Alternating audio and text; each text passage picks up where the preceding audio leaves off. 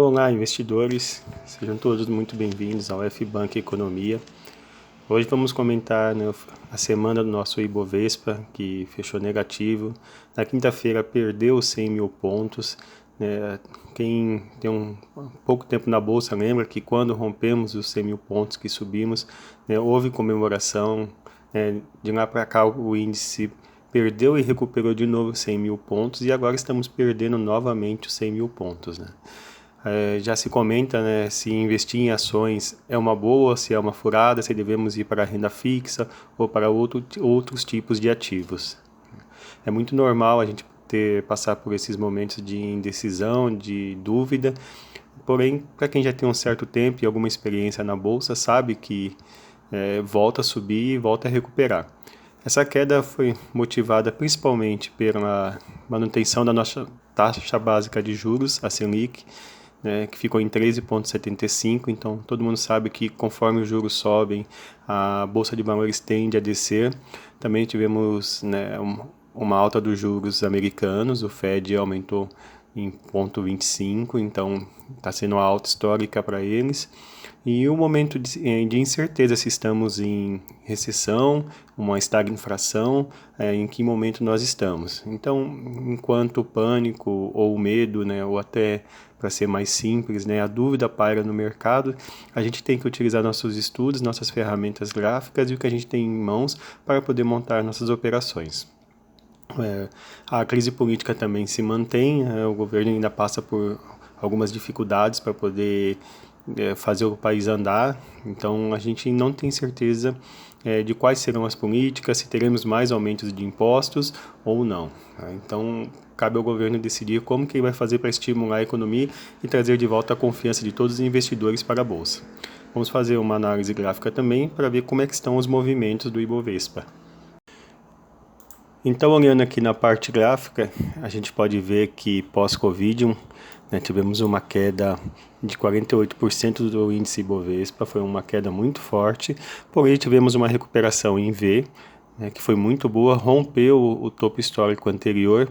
Antes do Covid, a Bolsa vinha no momento de recuperação desde 2016, então nossas médias cruzaram, a média rápida cruzou a média lenta e de 2016 para frente, o Brasil viveu um momento de alta do Ibovespa, trouxe muita euforia, trouxe novos investidores para a Bolsa e pessoas que acabaram deixando a renda fixa para poder oferir mais lucros na renda variável. Muitos sem nem conhecer os riscos que corriam. Com o Covid, despencamos 48%, quase 50%, mas tivemos uma alta muito relevante de 112%, o que superou a queda. Até esse momento aqui, de 2021, estávamos muito bem, uma recuperação, os investidores estavam bem confiantes no país. Em determinado momento, começamos a ter quedas, perdemos fundos importantes, então perdemos resistência e começamos com quedas de 23% e subidas menores de 21%, uma subida que até foi um pouco melhor, de 26%, mas aí a gente já tem um canal de baixa desenhado aqui e nos mostra que as médias começaram a fechar. Em todo movimento de tendência, quando ele se inicia, as médias se cruzam e começam a abrir. Isso aqui é ótimo. Então, uma média em abertura, como se fosse a boca de um jacaré, ela começa a abrir e ela tem seu momento em que ela para e ela começa a corrigir.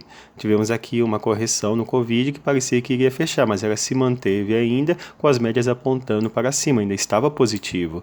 A partir do momento que perdeu esse fundo e começou a fazer um fundo mais baixo e depois fundos duplos no semanal, o Ibovespa já não teve mais força para voltar para o topo anterior. Isso já nos indicava um movimento lateral ou um movimento de queda.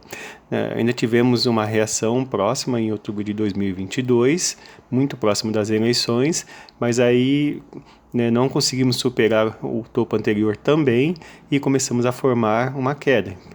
As médias se aproximaram, estão fechando e provavelmente nós teremos um cruzamento da média rápida com a média lenta, o que já nos daria a certeza que o Ibovespa não tem força para subir e deve continuar caindo.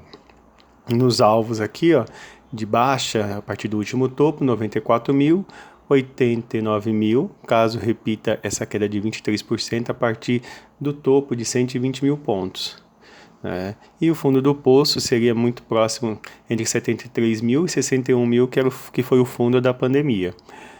Como o Ibovespa é apenas nosso índice de referência, né, tem as maiores empresas do Brasil, então a volatilidade dele tende a ser menor do que uma empresa única. Só que ela tem uma volatilidade até considerável, porque já caímos mais de 20% do último topo. Isso demonstra que a confiança dos investidores na renda variável não está muito boa e também estamos aportando mais em proteção. Os investidores estão tentando se proteger, estão também migrando seu capital para os Estados Unidos, porque os juros mais altos lá é muito atrativo e faz com que os investidores estrangeiros prefiram ganhar menos lá nos Estados Unidos, mas ter mais segurança.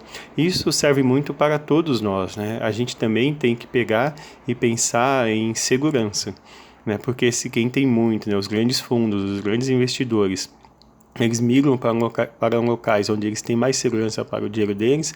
Nesse momento de baixa, de queda, a gente também tem que pensar em seguir o exemplo deles, tentar nadar junto com os tubarões, né? As sardinhas, né, tem que saber para onde estão indo os grandes, né?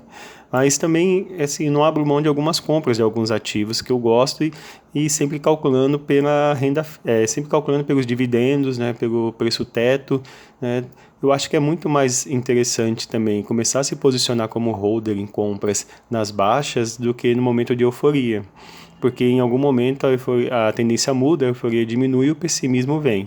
Então não vai subir para sempre, como aqui, não vai cair para sempre, como caiu no Covid. Então a gente tem que saber identificar os ciclos da Bolsa. Nesse momento, nosso ciclo é de baixa, e a gente tem que tentar fazer traders contra a tendência é muito complicado, né? Então, basicamente isso aqui é um resumo bem simples. Se você gostou desse conteúdo e foi útil para você, deixe um like, né? Eu peço também que compartilhe com seus amigos, né? E nos ajudem a fazer o canal crescer. Se vocês tiverem opinião sobre algum ativo que vocês queiram que a gente faça uma análise, se vocês quiserem deixar comentários para a gente poder conversar sobre os ativos que são importantes, o que a gente tem em mente para o futuro, para o Ibovespa. A participação de todos é muito bem-vinda. Agradeço a todos aí, um bom domingo e um bom início de semana, e a gente espera que o Ibovespa volte a se recuperar e volte a subir para que a gente possa oferir mais lucros.